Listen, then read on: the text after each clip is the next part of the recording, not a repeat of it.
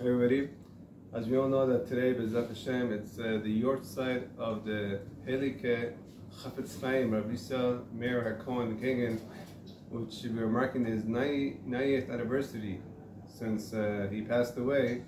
And we know that he made a revolution with many books that he wrote. Two of the most famous ones being the Mishnah Berurah and of course the Chafetz Chaim dealing with Hilchot of Lashon Hara and what a person could say and what a person cannot say. And this is very important because up to the Chafetz Chaim, we know there was a lot of Rishonim and Achronim that talked about how to guard one's tongue, but it was not all put together until the Chafetz Chaim came along and he put everything together and did this big chesed for us. And we just want to share one thing that he says in the book of Shemirat HaLashon, which is the Musar aspect of Chafetz Chaim, the halachot of Lashon Hara. We all know that it says in Mishlei, Shlomo Melech, Kol Amalo Shel Adam Bepivu, that everything that we do in this lifetime, everything that we strive to or we try to get accomplishments with, it all depends what we put in our mouths and what we bring out of the mouth. Putting our mouths, obviously, kosher food, but more importantly, what we bring out of the mouth, and that is, if we say we use our mouth for the right things, or we say Lashon Hara Chas v'Shalom.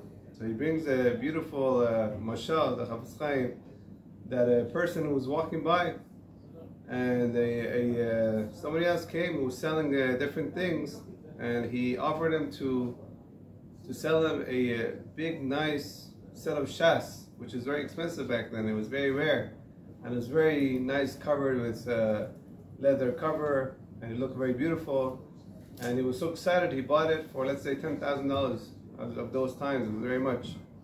And he went home and he opened it up, and unfortunately, he saw what a big mistake he made, because it was full of oil and candles that fall into there, and bags and whatever it was, and barely one page was readable.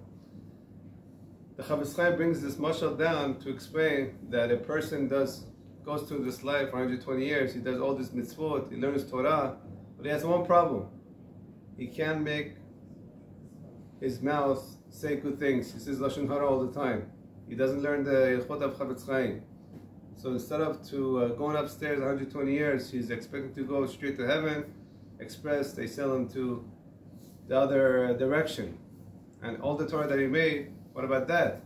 But because of the older tumah that he brought upon his Torah learning, because of Lashon Hara, he has to go and pay for it in Gehenna for many years before he comes out. So let us be smart.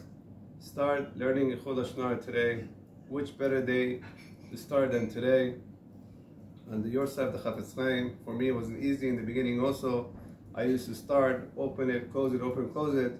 But one way that I got through was I started teaching it. Once you start teaching the halachot, then you obligate yourself to learn it.